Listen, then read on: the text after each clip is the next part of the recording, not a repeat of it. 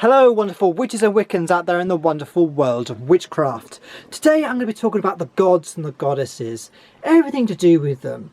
I'm going to be talking about what I work with, I'm going to be talking about the different aspects of the god and the goddess, and just everything about them.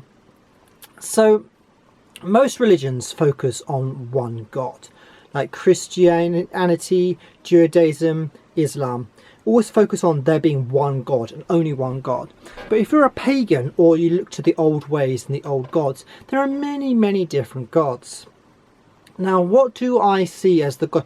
I see them as different aspects of the same people. So for me as a Wiccan, I believe in the god and the goddess.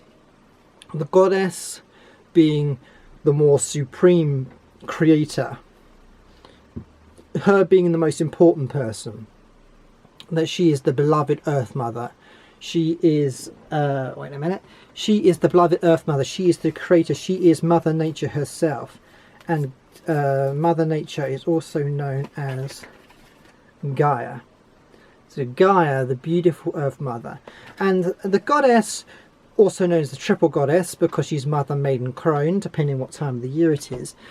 And she's a beautiful earth energy. And then I work with the god, and the god I also call the horned god, which is like Canunus, you know, kind of Hern, the hunter with the antlers, you know, the embodiment of nature.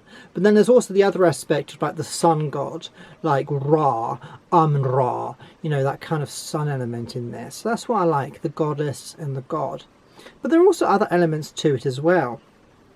So the first god we're going to talk about is the Egyptian god Amun-Ra. Now Amun-Ra is the embodiment of the sun. He is the sun god. You might have heard of Ra, but this is Amun-Ra. Ra is also the sun god, but this is Amun-Ra. Amun and Ra.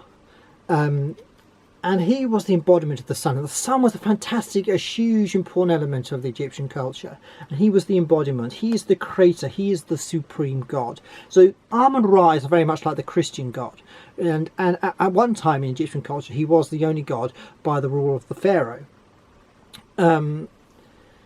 So he is probably where the idea of the god came from. So from Amun-Ra, the Egyptian god, came the Christian god. That you know, and if you notice, Amun-Ra, Amun, Amen, you know, so the Christian god came from the Egyptian god Amun-Ra. So he is the creator, the manifester, the beautiful elements. So all the gods' elements descended from Amun-Ra. So we start at the beginning. The Egyptian culture kind of descended from Amun-Ra. Now we're going to look. Well, on the Egyptian theme, we'll go through a few more Egyptian gods that, you know, I kind of work with. So the Egyptian gods, there's lots of many exciting gods. And I love Egyptology, I love Egypt, I love to go there one time. But there are lots of beautiful elements. So Ra is the different element. So apart from the man, Amun-Ra, we have Ra, who is the sun god, the most powerful god, the most, you know, the most important god in like Egyptian culture. The huge sun god in the sky, the Eye of Ra. You might have heard the Eye of Horus. So Eye of Horus is one, Eye of Ra is the other. Horus is another really beautiful thing. The Eye of Horus is a very protective symbol. He is a very powerful, powerful god. So these are Egyptian gods you might have heard of. Amun-Ra, Horus and Ra. Other gods we're going to look at are, of course, Osiris, god of the underworld. But also he, in his other elements, this is him in his form of the guardian of the underworld. But he was also a very powerful being in his other incarnation. Let's have a look. Osiris, another beautiful Egyptian god there. Now then, another powerful one you might have heard of, Anubis, guardian of the underworld. And also another one of my faves, Of course, because I love cats, is the beautiful Basset, or Bast. So I'm juggling lots of different cards and things. So that's Basset. Let's try and find her card in here somewhere. Basset, Sekhmet. Yeah, so Basset has two different elements to her. She has the warrior and kind of the cat. So she has two kind of elements. So she's also known as Bast or Basset, and also known as Sekhmet. One is the warrior element to her personality, and one is also a guardian of cats. So she would be embodied as a human and also as a cat. But she is a protector of the home. So if you get a beautiful image of Basset, like I've got here, she's the protector of the home. I kind of see it as the spirit comes alive from the statue and kind of guards your home. And also she's the protector of cats. So it's a beautiful element to have in there if you've got cats and things. One of the most important Egyptian gods, which are celebrated by a lot of people, is Isis, the mother goddess.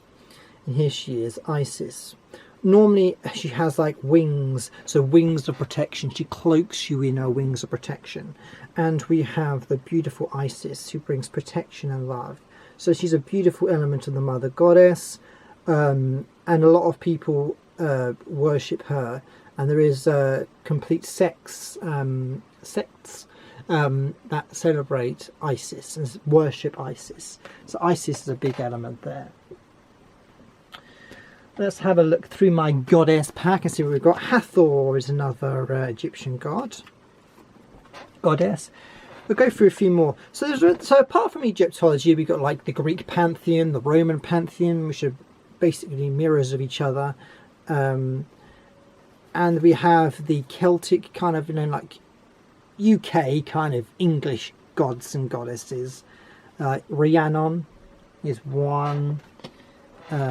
Missed that one. Gaia, of course, I said Mother of Earth. Another one I've recently worked out is Kuan Yin, who's kind of like the female element of the Buddha, which is quite interesting. So maybe look into that. Kuan Yin. Hecate is quite a one that comes up sometimes. Bridget, we're going to celebrate Bridget is Imbolc. So when you come to Imbolc, we celebrate Bridget. Bridget, sacred Bridget, comest thou in. Freya, which is where Friday is named after. Friday is named after Freya, so Freya is one. And of course, Ostara. Let Ostara rise, come lady come. So Ostara, Easter. And the one that I work with in the element of the goddess, nearly all the time I work with Aphrodite or Venus. So this is who I work with. So my aspect of the goddess that I work with is Venus, goddess of love. And I'm a Libra, so Libra is ruled by the planet Venus, and Venus is, of course, Aphrodite, Venus and Aphrodite, so the goddess of love and beauty. So that's my goddess.